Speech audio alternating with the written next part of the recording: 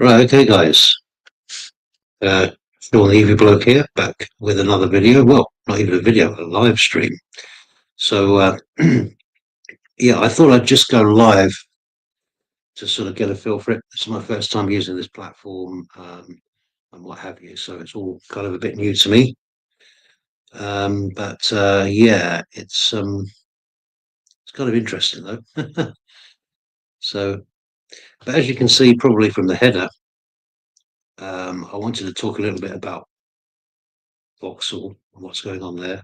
The 120-year plant in Luton will probably close. I mean, it's not definitive yet, but looks as if it possibly might do.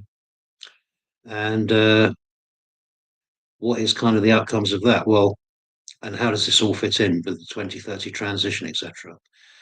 Because when you think about it, um, look, I think the big question is here: are the UK government ready to put that much pressure on the manufacturers to have the kind of volumes of cars that they need to sell or want to sell? Um, do they have the volume of cars? Are they able to actually get them out of the showrooms? And there seems to be so many facets to all of this, from the charging infrastructure to the general thing. You know, one of the things that you'll find in life is that you very often have to look at the way others have done it successfully and the way that others have done it. And so the best way to do that with for us to look at is probably Norway. So we should have members of our government or members of interested parties out in Norway, seeing how they've done it, seeing how they got the structure going. They're almost going to be by next year virtually 100% EV, and they've transitioned very well. And they had a lot of incentives in the beginning, and one thing and another, and that's the way they've gone about it. And they had the infrastructure was always a bit ahead, if you like, of the actual adoption. Well, we seem to be forcing the adoption, but not really having the infrastructure there. We still have a pretty non-existent plan that I can see for those that cannot charge at home, which you cannot say, we won't worry about those for now. We're just going to concentrate on those who can have a home charger, and they're the audience we're trying to, because by 2030 it's not that far away. So you need to be putting that infrastructure in. It takes a long time. Now, I understand it takes a lot of funding. I understand it takes a lot of money, all of those things. But if you want to come out with statements like by 2030, all new cars will be electric, essentially, and no more diesel and petrol, that's a big way to go, in my opinion, even though I'm Mr. EV bloke.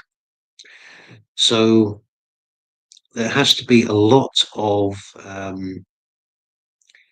it's not so much there has to be a lot of transitioning, there has to be a lot of, there has to be thought and planning going into all of these things, because the governments state they want growth and they seem to have a bit of a green policy running along there. And so electric cars is part of their transition. Um, we must say right off the bat, by the way, that the UK as a nation do provide very, very low levels of toxic fumes into the air. I mean, we're not the biggest polluters by any stretch of the imagination when we think of things globally. So our actual footprint is quite small compared to so many other countries, you know. But anyway, all that said, done, I'm still all for it. But it's just how we're going to actually, how the way we're dealing things at the moment doesn't appear to be quite right, in the sense that we are pushing the manufacturers. And as we've seen now, I have to say, I think Vauxhall products are very highly priced, very expensive, too expensive, I would say. And I think the Vauxhall Corsa electric is something like around about 33,000 Well, that's an awful lot for a tiny car, really. It's not a B segment car. But they probably feel with the markets they're going to, they have to sort of charge that amount, I guess. So, but yeah, Vauxhall, 120 years, the Luton plant could close, and that's quite sad, really. 1,100 jobs on the line here. And of course, it's brought up this whole thing. They've actually come out with a comment that, in actual fact, they would say that um, electrification is part of the reason why they might have to close. Really, they just can't keep up with it. They can't keep up with that sort of growth, really. So yes, I personally feel we're moving too fast along with this adoption where there's not enough transitional period. We've got to get the infrastructure in to start off with. 43% of the population in this country doesn't have a home charger, and they're going all out for fast charging. Where's the slow charge? Where's the overnight destination charging? Where is it? Where is the overnight destination charging? I don't see it. So, and that of course is a big issue, because um, if you're not going to have enough destination charging, then it becomes an unrealistic proposition anyway, because people are not going to be able to afford to keep charging. It's not even good for the cars to keep charging a car up from a fast charging perspective. So there's got to be solutions there. So over the next few months, I'm going to be starting to speak to charger companies.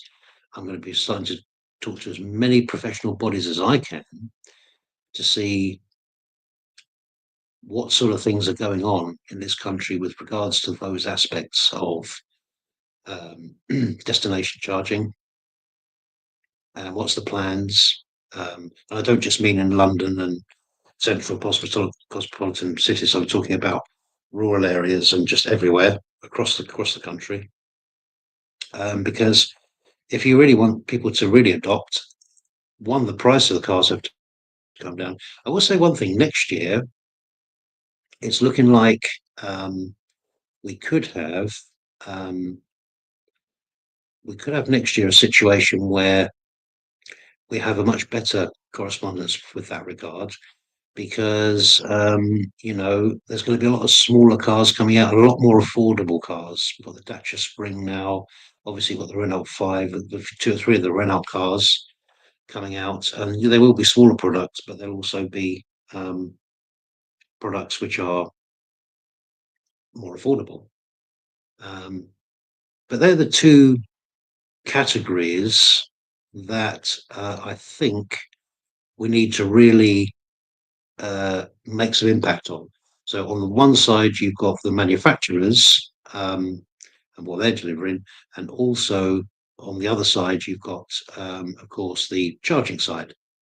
So you've got to have practical charging. You've got to have uh, charging which can fit into everyday lives, which we don't have at the moment. So um, unless you're fortunate to have a driveway where you can put the charger, there is nowhere else to put chargers. So that ultimately is our biggest drawback before we even get to the cars. So this news with Vauxhall today is, I'm not actually surprised, really, if I'm honest. Like I said before, I think their cars are a bit expensive anyway, but they probably have to be like that to compete in the market. So, you know, um, we're not in Europe anymore, and so we set our own standards on that with that regard, with our cost of living and price of everything. So anyway, it'd be interesting to see just what actually happens there with regard to that. I just want to pull up the article. Let's see how we can do this now. Where are we? At the stage. So this, I think, is from the Daily Mail, as far as I know. No, the Independent. So it says here, UK to water down electric car making rules as Vauxhall closes factory, putting 1,100 jobs at risk. Now, obviously, they make predominantly vans here, of course. They're not actually making electric cars, but it's the electric cars that are being blamed for the possible closures. because they're trying to keep up with that mandate of so many percentage of electric cars every year. And they're not cheap. So yeah, it says here, demand car makers switch to making battery-powered cars after pressure from the industry. But the move comes too late to save Vauxhall's van plant in Luton, where 1,100 jobs are at risk. Ministers have agreed to review the rules, so they're feeling the pressure themselves. But at least 22% of cars made in British factories must be battery-powered. Breaking the rules means either buying credits from competitors who are beating the targets or paying a fine of £15,000 per car. Well, that to be fair, isn't sustainable.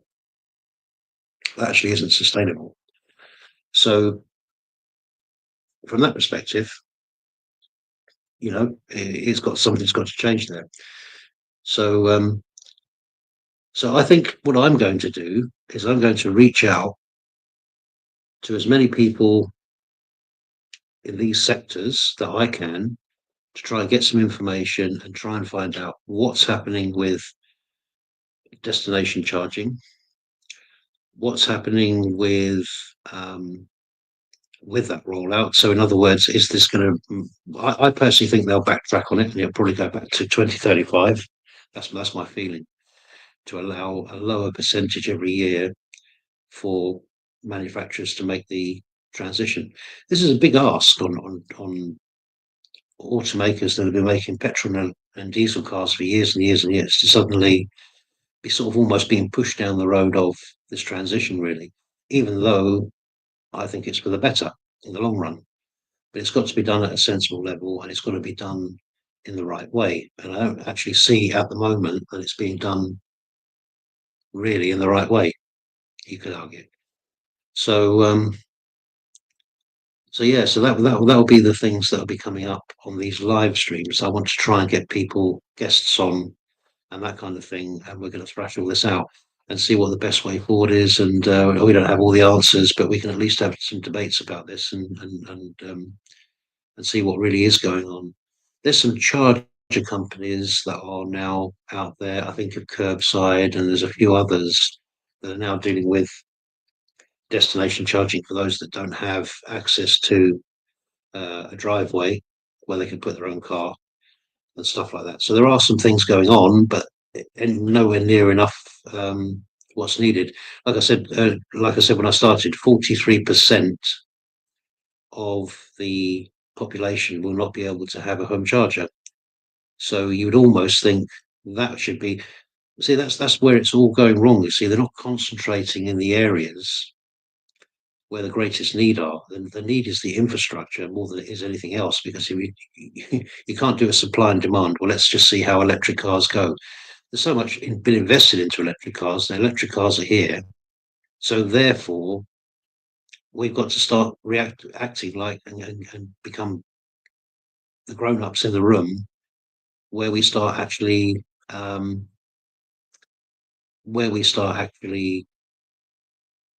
participating in all of this to make the changes that's needed. It's just as simple as that. You can't do it any other way, and it just has to be done. So that's what I'm going to be concentrating on, and so I hope you come along with me on that ride. And please put comments.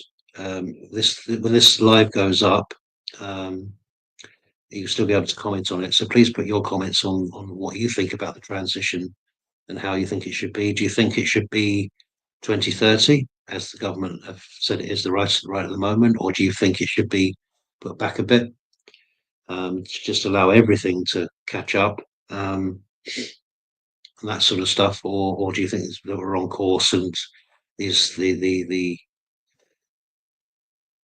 basically the different manufacturers have to catch up? I mean, you could say that could be possibly one thing, I guess, but you know. But that's what I think. I mean, I think you've got to concentrate on infrastructure. You've got to concentrate on all of those aspects long before you even start worrying about how you're going to sell cars. Because if they're going to be £40,000, £50,000 cars, as the kind of price and really high leases and stuff like that, then it's just not going to work, is it? So you've got to have all aspects at play here. But obviously, the first point for me is the infrastructure. You have to get the 43% that do not have a home charger and cannot have a home charger. You've got to provide them somewhere where they can charge their car. And unless you're going to do that, you can't have high-rise flats with three-pin plugs hanging out the windows. Just not going to work. So you've got to come up with solutions to that. And that's part of the transition of all of this. And I see a lot of things happen. I see a lot of things going on. I don't just see these issues with.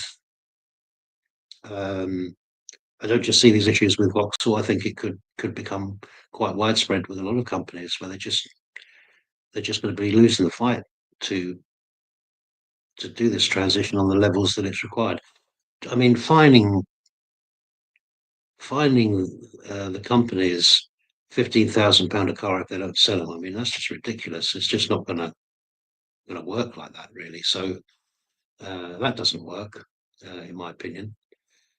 So there has to be something done about that one. But yeah. So anyway, guys, that's just a very quick live stream. Not much there really, but just to give as much as anything to give me a feel for actually doing a live stream. I haven't done one yet, so what I will do is put this up on the channel, and you can put comments if you want on what you think about the question I've asked there. Really, have the government made a mistake with the 2030 transition to EVs? Do you think it's too soon? Do you think there's not enough?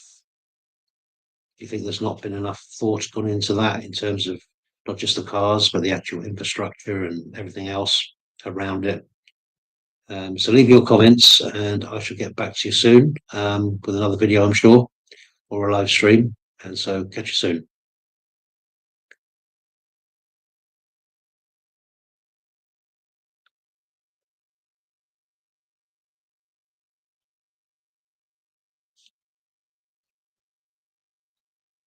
Stream, there we are.